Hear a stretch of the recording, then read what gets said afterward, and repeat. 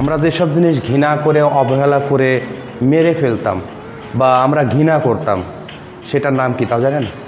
আর সেইটা যদি থাকতো বাংলাদেশে অ্যাভেলেবল, তাহলে হয়তো বা এখন যে সেই রাসেল ভাইরাস নাকি একটা সাপ বের হয়েছে, এটা হয়তো বা সেরকম থাকতো না।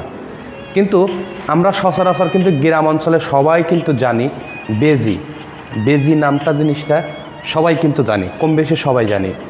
তো এই বেজিকে আমরা যেখানেই দেখতাম সেখানে কেমন যেন একটা মানে মেরে ফেলার জন্য বা তাকে বিতাড়িত করার জন্য চেষ্টা করতাম। তো এই বেজি আমাদের যে কতটা উপকারী একটি জিনিস, সেটা কিন্তু আমরা মানে বিশ্বাস করি না বা আমরা ভুলে গেছি।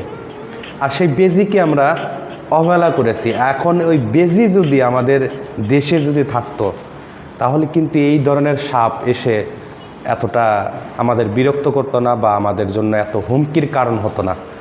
সো কোনো জিনিসই আল্লাহ যে জিনিসগুলো তৈরি করেছেন, মাখলুকাত হিসেবে যে জিনিসগুলো তৈরি করেছেন, একটা জিনিসও আপনার অপ্রয়োজনীয়ভাবে কিন্তু মহান আল্লাহ রাব্বুল আলামিন সৃষ্টি করেন নাই। মানুষের কল্যাণে, মানুষের দরকারেই কিন্তু এসব জিনিস আল্লাহ তাআলা তৈরি করেছেন। সো এসব বিষয় আপনারা এড়িয়ে যাওয়া থেকে বিরত থাকবেন।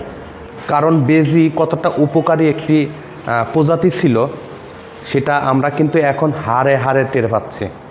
আসলে বেজি যদি আমাদের দেশে অ্যাভেলেবল থাকতো, তাহলে কিন্তু এই ধরনের সাপ কিন্তু আমাদেরকে এত বিরক্ত করতো না।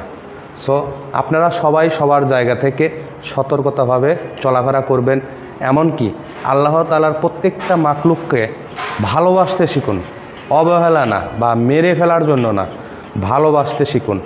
আর চিন্তা করতে থাকুন, এটার মধ্যে হয়তো বা কোনো না কোনো কারণ আছে, কোনো না কোনোভাবে এটা আমাদের উপকার করবে বা উপকারে আসবে। তো এই কথা বলে শেষ করতে চাই। আল্লাহ যেন সবাইকে ভালো রাখে, সুস্থ রাখে।